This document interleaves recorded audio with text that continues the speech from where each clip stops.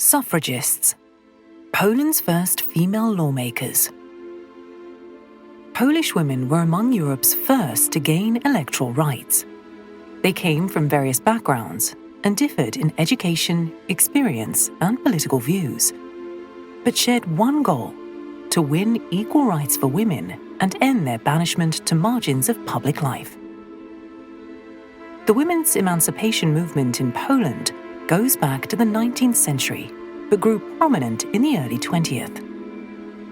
Like their sisters around the world, Polish women demanded voting rights, access to education, and the skilled professions and financial independence. However, their situation was even more complicated due to Poland's subjugation by foreign powers and division between Prussian, Russian, and Austrian partitions.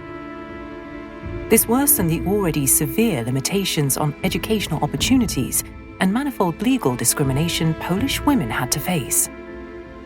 For example, they could not appear in court, sign contracts, inherit assets, or work without their husband's consent.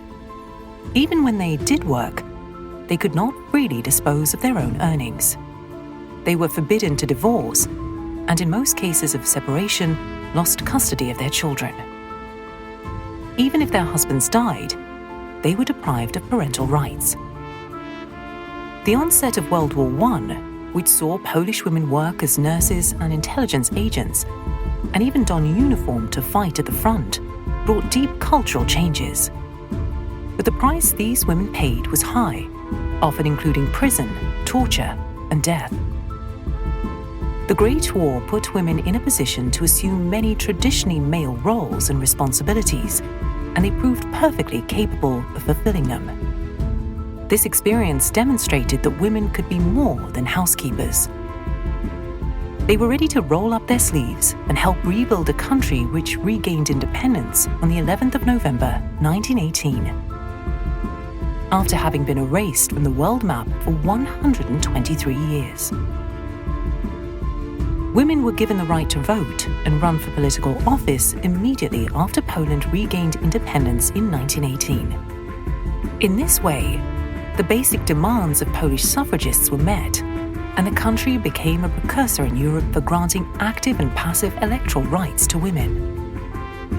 8 women were elected to the Sejm, or lower chamber of the Polish parliament, in the first general election held on the 26th of January 1919.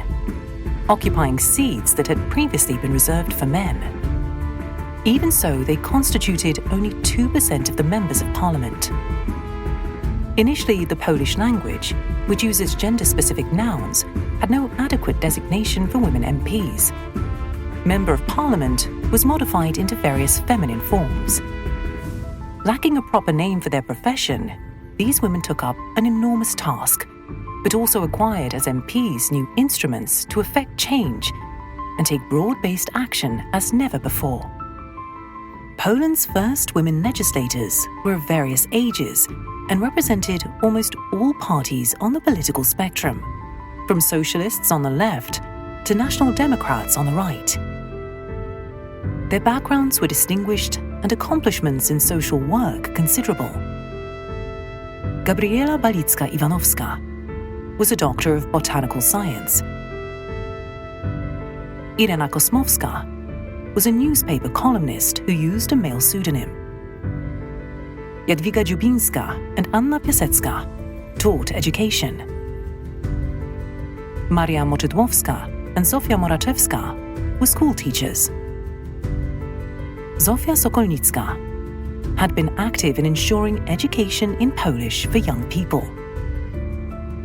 Franciszka Wilczkowiak worked with Polish immigrant communities. These women usually combined politics with social work, typically involving educational, caregiving, or charitable activities. They drew attention to what men tended to forget in the whirlwind of politics. Basic human issues that every Polish family and citizen dealt with on a daily basis. Many of these women sacrificed their academic careers or family lives to enter politics. Some remained active for many years, while others withdrew after a single term. recoiling from their brutal encounter with power politics. Nevertheless, first women MPs exercised their mandates to the best of their ability, pursuing politics not as a career, but primarily to help those in need, whether women or other neglected and excluded social groups in Poland. Their desire was to change lives for the better. What these women discovered was how hard it was to break through. Their legislative proposals were not taken seriously and often shelved for years before being heard. Although they represented very different political milieus, female MPs worked together and tried to speak with one voice, rising above party lines. They considered themselves, first and foremost, as representatives of their sex, and only second as members of their parties. During the interwar period, women legislators succeeded in introducing many improvements to Poland's civil, procedural, and administrative laws, while helping modernize the country's schools, higher education, and social welfare systems. The outbreak of World War II interrupted these social changes and washed away the achievements of several generations of Polish feminists. Only decades later was their work completed.